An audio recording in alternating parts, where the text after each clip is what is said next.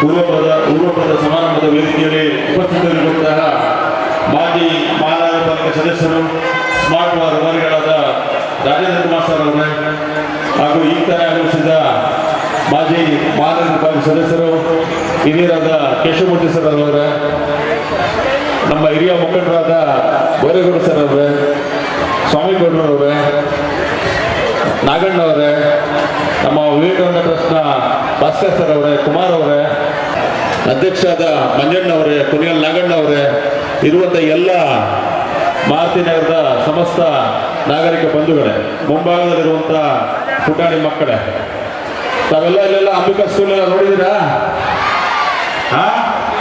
Ambika school ನೋಡಿದ್ದೀರಾ? ಬಹುಶಃ ಅದು ಸರ್ಕಾರಿ ಶಾಲೆ. ಆ ಥರ ಶಾಲೆಯನ್ನ ನಮ್ಮ ನೆಚ್ಚಿನ ಶಾಸಕರಾದ ಗೋಪಾಲಣ್ಣವರು ವಿಶ್ವವಿದ್ಯಾಲಯದಲ್ಲಿ ಕೊಟ್ಟಿದ್ದಾರೆ.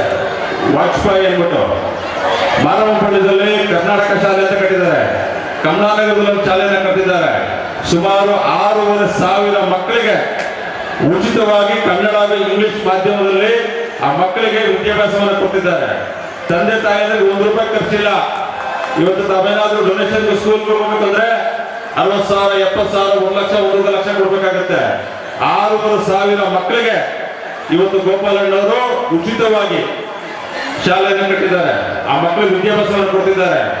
ಶಾಲೆಯ ಅತ್ಯುತ್ತಮವಾಗಿ ಕಟ್ಟಿದ್ರು. ಅದು ಮಾಡೋದಕ್ಕೆ ಪಾಠ ಟೀಚರ್ಸ್ ಬೇಕಲ್ವಾ? ಸರ್ಕಾರದಲ್ಲಿ ಕೊಟ್ಟಿಲ್ಲ, ಬಟ್ ಅವರು ಅದನ್ನು ಯೋಚನೆ ಮಾಡಿಲ್ಲ.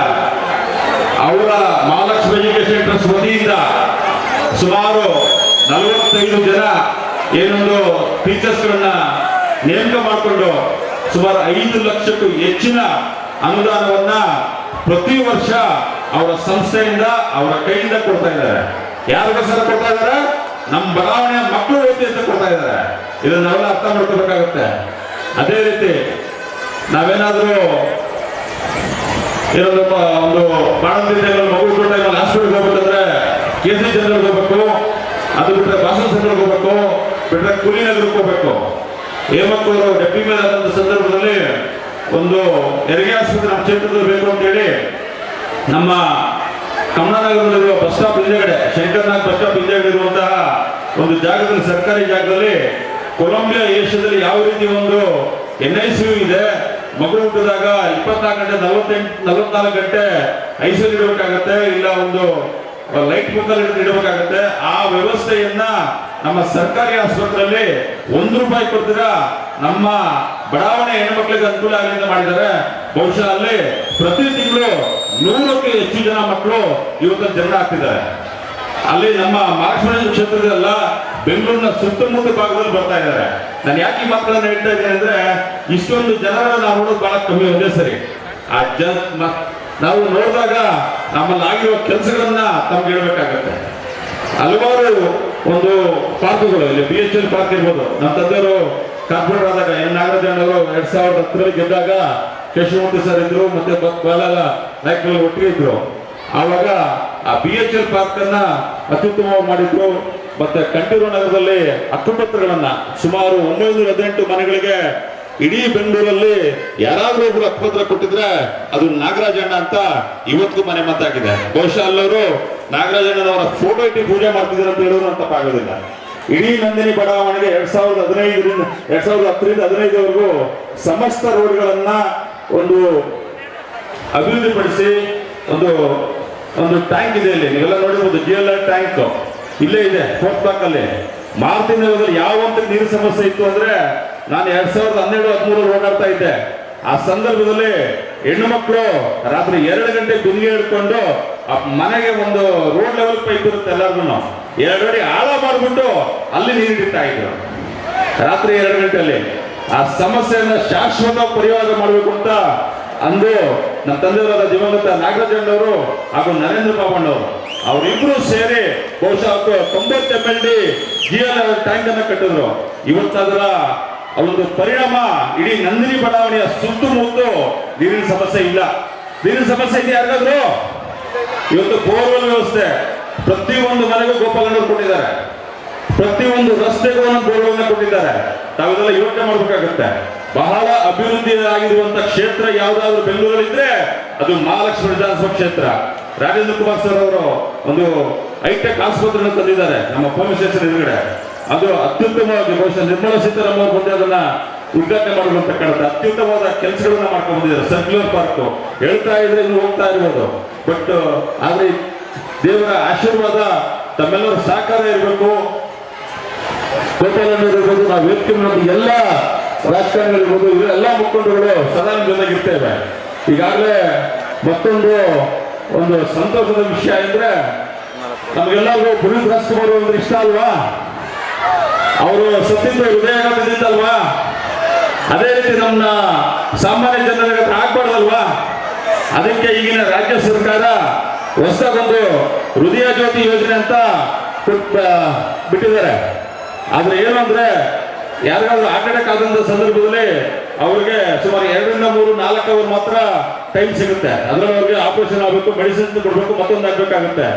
ಈ ಯೋಜನೆ ಮುಖಾಂತರ ಯಾವುದೇ ಸರ್ಕಾರಿ ಆಸ್ಪತ್ರೆಯಲ್ಲಾದ್ರೂ ಒಂದು ಇಂಜೆಕ್ಷನ್ ಇದೆ. ಆ ಇಂಜೆಕ್ಷನ್ ಅನ್ನ ಕೊಟ್ಟು ಅದು 30 ರಿಂದ 40 ಸಾವಿರ ರೂಪಾಯಿ ಬೆಲೆ ಮಾಡುತ್ತೆ. ಆ ಇಂಜೆಕ್ಷನ್ ಅನ್ನ ಉಚಿತವಾಗಿ ಸರ್ಕಾರದಿಂದ ಕೊಡುತ್ತೆ. ಯಾರು 1 ರೂಪಾಯಿ ಕೊಡಬೇಕಾಗಿಲ್ಲ. ಆ ಇಂಜೆಕ್ಷನ್ ಅನ್ನ ಏನೊಂದು ಸರ್ಕಾರ ಬರೆಸುತ್ತೆ, ಆ ಇಂಜೆಕ್ಷನ್ ಅನ್ನ ತೆಗೆದುಕೊಂಡು ನಂತರ ಜಯದೇವ ಇರ್ಬೋದು, ನಾರಾಯಣಗುಡ್ಡ ಇರ್ಬೋದು, ಯಾವುದೇ ಸರ್ಕಾರಿ ಆಸ್ಪತ್ರೆ ನಿಯರ್ ಬೈ ಇದೆ ಅಲ್ಲಿಗೆ ಉಚಿತವಾಗಿ ಅವ್ರನ್ನ ಶಿಫ್ಟ್ ಮಾಡ್ಕೊಳ್ಳಲಾಗುತ್ತೆ.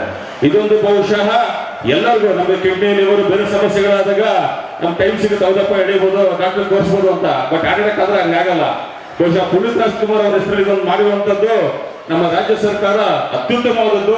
ಅದನ್ನ ನಾವೆಲ್ಲರೂ ಬಳಸ್ಕೋಬೇಕು. ಅದು BPL ಕಾರ್ಡ್ ಇರಲಿ, APL ಕಾರ್ಡ್ ಇರಲಿ, ಸಾರ್ವಜನಿಕರಿಗೆ ಅದು ಬಹಳ ಮುಖ್ಯ. ಅದನ್ನ ತಾವೆಲ್ಲ ಬಳಸ್ಕೊಳ್ಳಿ ಅಂತ ಹೇಳ್ತಾ ನಮ್ಮ ಸಂಘದ ಅಧ್ಯಕ್ಷರಾದ ಮಂಜುಣ್ಣವರು, ಕುಣಿಗಲ್ ನಾಗಣ್ಣವರು ವರ್ಷ ಮಾಡ್ಕೊ ಬರ್ತಾರೆ. ಮಧ್ಯಾಹ್ನ ಎಲ್ಲ ಒಳ್ಳೆ ಊಟ ಮಾಡಿದಿರಲ್ಲ, ತುಂಬಾ ಸಂತೋಷ ಆಯ್ತು. ಯಾಕಂದ್ರೆ ನಾವೆಲ್ಲ ಭಾನುವಾರ ದಿನದನ್ನ ಶನಿವಾರ ಎಲ್ಲ ಅನ್ನ ಕೊಡ್ಸೋರೆ. ಎಲ್ಲರಿಗೂ ಒಳ್ಳೇದಾಗಲಿ, ಸದಾ ನಿಮ್ ಜೊತೆ ಇರ್ತೇವೆ ಅಂತ ಹೇಳಿ ನನ್ನ ಮಾತನ್ನು ಮುಗಿಸ್ತೀನಿ. ಜಯ ಕರ್ನಾಟಕ ಮಾತು.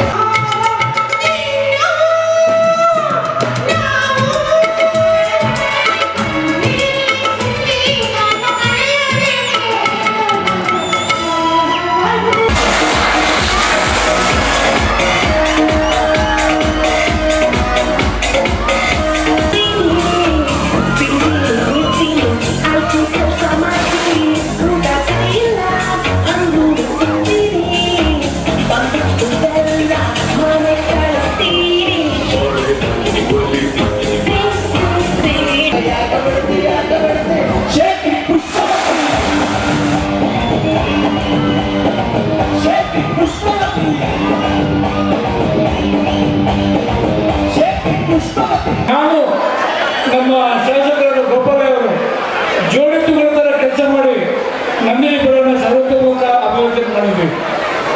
ನಮ್ಮ ದೇವದಂತ ನಾಗರಾಜರ್ ಇರ್ಬೋದು, ನರೇಂದ್ರ ಬಾಬು ಅವರು ಇರ್ಬೋದು, ಅವರು ಏನು ಕೆಲಸ ಮಾಡಿದ್ದಾರೆ, ಏನು ಕೆಲಸ ಬಿಟ್ಟು ಹೋಗಿದ್ದಾರೆ ಅದನ್ನು ನಾವು ಪೂರ್ಣ ಮಾಡಿದ್ದೇವೆ.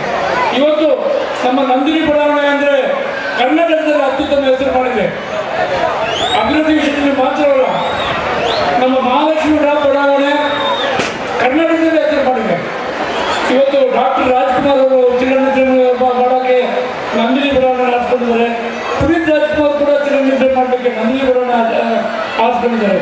ಇವತ್ತು ಈ ವಾರ್ಡಿಗೆ ಪುನೀತ್ ರಾಜ್ಕುಮಾರ್ ಅಂತ ಹೆಸರಿಟ್ಟಿದ್ದಾರೆ. ಕರ್ನಾಟಕ ಸರ್ಕಾರ ನಂದಿನಿ ಬಡಾವಣೆ ವಾರ್ಡ್ಗೆ ಪುನೀತ್ ರಾಜ್ಕುಮಾರ್ ಅವರ ಹೆಸರಿಟ್ಟಿದ್ದಾರೆ. ನನ್ನ ಒಂದು ಇಷ್ಟೊಂದು ಜನ ಮಕ್ಕಳಿಗೆ ಸೇರಿದ್ದಾರೆ.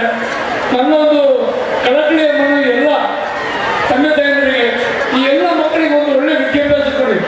ನಾನು ನಮ್ಮ ಶಾಸಕರು, ಮಾಜಿ ಮಂತ್ರಿಗಳು, ಗೋಪಾಲರು ಕೆಲಸಗಳು ಮಾತಾಡ್ತೇವೆ.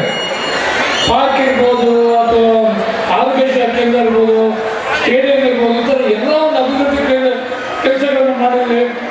ಮತ್ತೊಮ್ಮೆ ನಿಮಗೆ ವಂದನೆ ಸಲ್ಲಿಸ್ತೀನಿ. ಯಾಕೆಂದರೆ ಇವತ್ತು ಪ್ರತಿಷ್ಠಿತ ವಿಜಯವಾಣಿ ಪತ್ರಿಕೆ ನಮಗೆ ಬ್ಯಾಂಗ್ಳೂರು ರತ್ನ ಅವಾರ್ಡನ್ನು ಕೊಟ್ಟರು.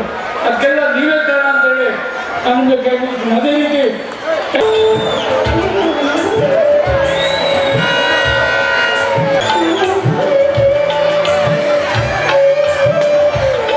ಹಾಗೆ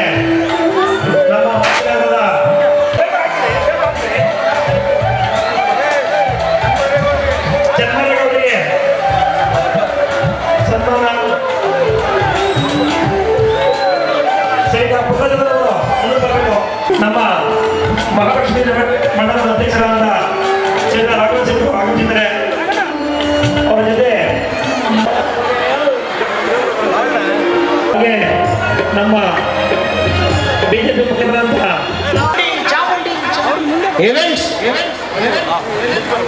ತಲೆ ದಿನೇಶ್ ಅವರು ಬಹಳ ಅದ್ಭುತವಾಗಿ ಸೌಂಡ್ ಕೆಲಸ ಮಾಡ್ತಿದ್ದಾರೆ. ಅವ್ರಿಗೂ ಧನ್ಯವಾದಗಳನ್ನ ಹೇಳ್ತಾ ಇದ್ದೀವಿ.